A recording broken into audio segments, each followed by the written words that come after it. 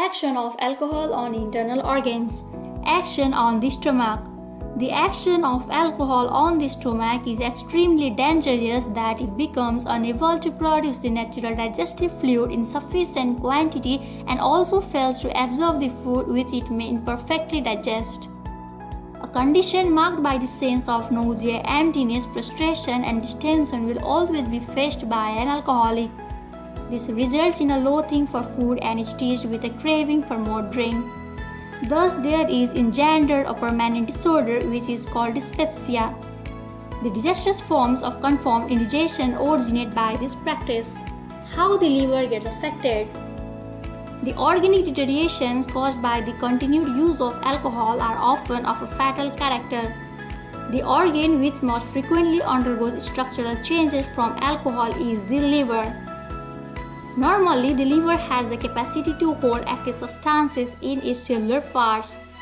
In instances of poisoning by various poisonous compounds, we analyze liver as if it were the central depot of the foreign matter. It is practically the same in respect to alcohol. The liver of an alcoholic is never free from the influence of alcohol and it is too often saturated with it. The minute membranous or capsular structure of the liver gets affected, preventing proper dialysis and free secretion. The liver becomes large due to the dilatation of its vessels, the short charge of fluid matter, and the thickening of tissue. This follows contraction of membrane and shrinking of the whole organ in its cellular parts.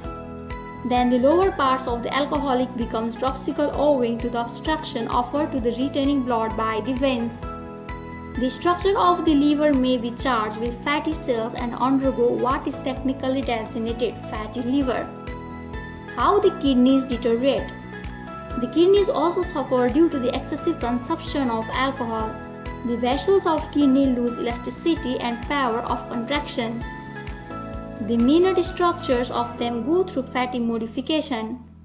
Albumin from the blood easily passes through their membranes.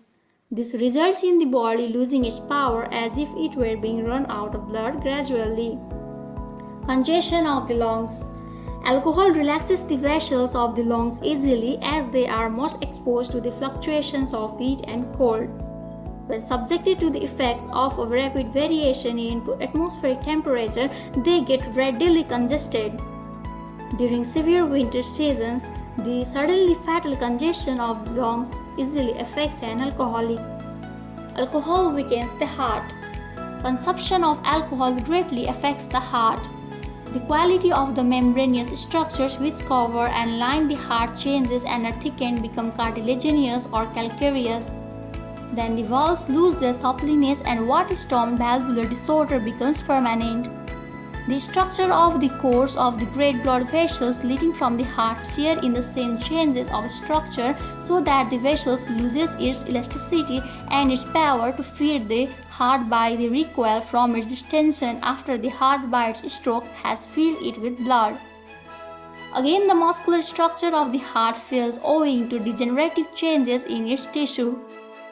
The elements of the muscular fiber are replaced by fatty cells or if not so replaced are themselves transferred into a modified muscular texture in which the power of contraction is greatly reduced. Those who suffer from these organic deteriorations of the central and governing organ of the circulation of the blood learn the fact so insidiously it hardly breaks upon them until the mischief is far advanced. They are conscious of a central failure of power from slight causes such as overexertion, trouble, broken rest, or too long abstinence from food. They feel what they call a sinking, but they know that wine or some other stimulant will at once relieve the sensation. Thus, they seek to relieve it until at last they discover that the remedy fails. The jaded, overworked, faithful heart will bear no more. It has run its course and the governor of the blood streams broken. The current either overflows into the tissues gradually damming up the courses or under some slight shock or excess of motion ceases wholly at the center.